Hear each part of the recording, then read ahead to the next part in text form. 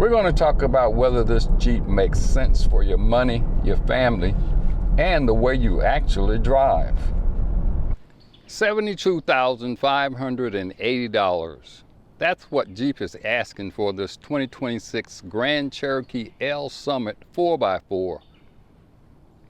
If you're a family buyer cross-shopping three-row SUVs, I'm going to tell you in the next 8 minutes whether this vehicle is worth that money, and for which family it's the right choice, and for which family it's the wrong one. I'm Roosevelt. I founded AutoNetwork in 1986. 40 years in this business, sold cars, ran a credit union buying service, watched buyers either get a fair deal or get hurt. Now, this isn't a review. This is what I'd tell you if you were sitting across the desk from me. So let's get to it. I'm going to give you the verdict first, then back into the reasoning. That's how an advisor works, not how a reviewer works. So here it is.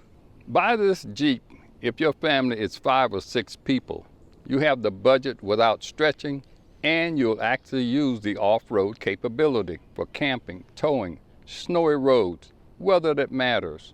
Lease, don't buy if you want the vehicle, but the new Hurricane 4-cylinder makes you nervous about long-term reliability. 3-year lease, hand it back. Don't be the owner at year 8. Wait if you're not in a hurry. A 2-year-old Summit at half the price is the same vehicle. Pass entirely if your family is 7 people. The third row only seats 2, not 3. You need a Pilot, a Telluride, or Grand Highlander. Now let me tell you 3 things I noticed driving this vehicle that no dealer is going to mention, and what's the verdict behind each.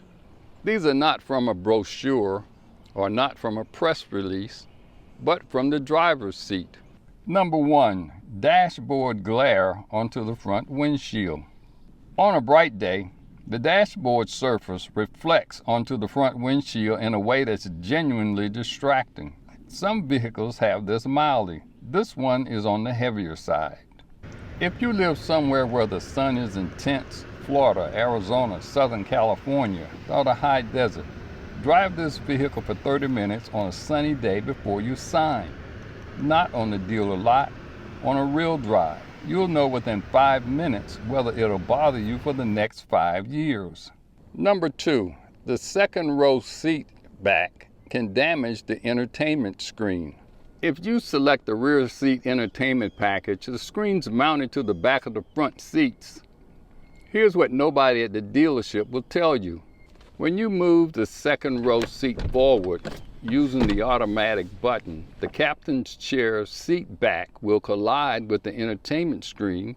That setup is going to cause damage. Kids in the third row don't realize the captain's chair position. Hit the auto fold button. Now you've got a cracked entertainment screen. You're out of warranty, and that's a real repair bill. You either make a habit of moving the captain's chair all the way back every single time before folding, or you skip the rear entertainment package entirely and just let the kids use tablets. Number 3, the auto fold button itself is a safety concern. There's a button in the third row that automatically folds the seat back. I'm honestly not sure why this exists. If you're sitting in that seat, you can just push the seat back manually. But here's what matters. If you have kids in the third row, they will find that button. They'll press it, and depending on what they're doing when the seat folds, possibly pinch fingers, possibly worse. Ask the dealer if you can disable the auto fold function or teach the kids not to touch the button. I'm not saying these 3 things are deal breakers.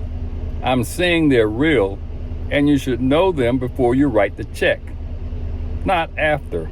That's the difference between reading a brochure and getting actual advice from someone who drove the vehicle. Now let's talk about whether this is the right vehicle for your family.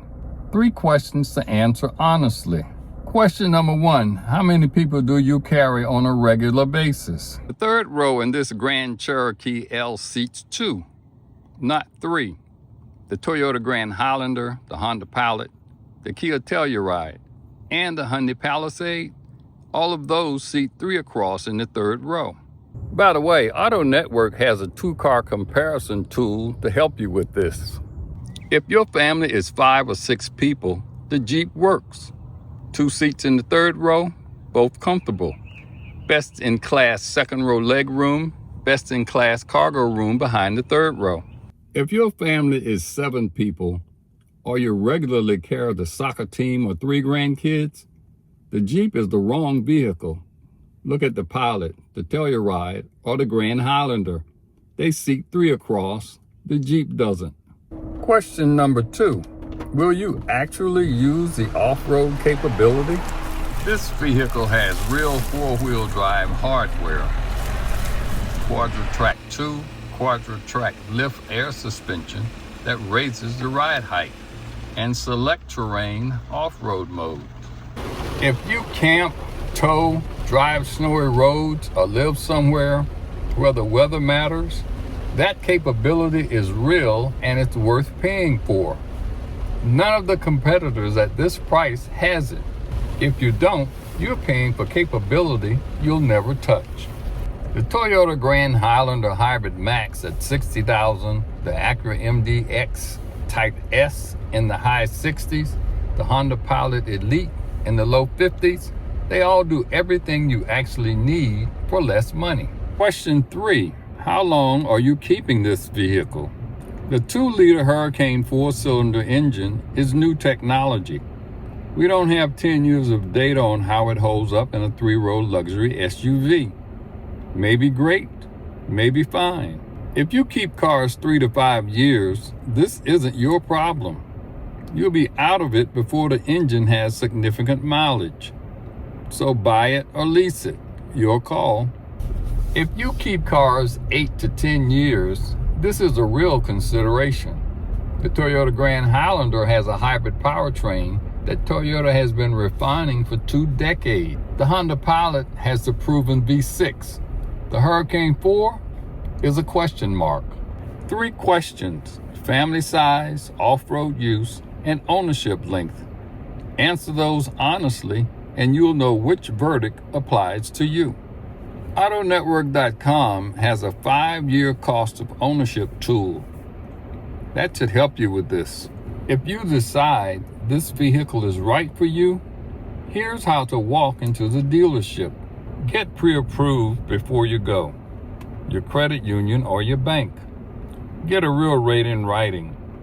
The dealer's financing may beat it. That's great, but you walk in knowing what you're working with.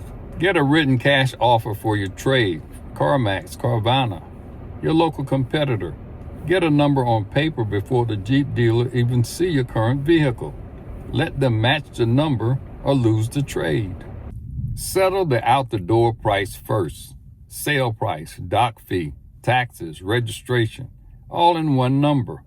Don't talk about the monthly payment until that number is settled. Dealers can move the monthly payment any direction by changing the term, down payment, or interest rate. The out-the-door price is the only honest number for comparison. In the finance and insurance office, slow down. Extended service contracts, gap coverage, and paint protection, these are negotiable. They're optional. Most are priced high on the first offer. It's okay to say not today to anything you're not sure about. A $72,000 vehicle deserves a careful purchase. Slow it down. Read what you sign. Walk out if it doesn't feel right. I cover all of this in detail in my book, The Color of Our Money is Green, a buyer's guide to what cars actually cost. The link is in the description below. If you're about to spend $72,000 on a vehicle, reading an 80-page book first might be the best return on investment you'll make all year. That's my honest take on the 2026 Jeep Grand Cherokee L Summit at $72,580. It's a genuinely good vehicle for the right family. It's the wrong vehicle for some families who'll be told otherwise. If this was useful, subscribe, drop a comment, for the 3-row SUVs you're cross-shopping. I read and respond to all comments. I'm Roosevelt. Buckle up, don't drink and drive. Buckle up, don't text and drive. See you next time.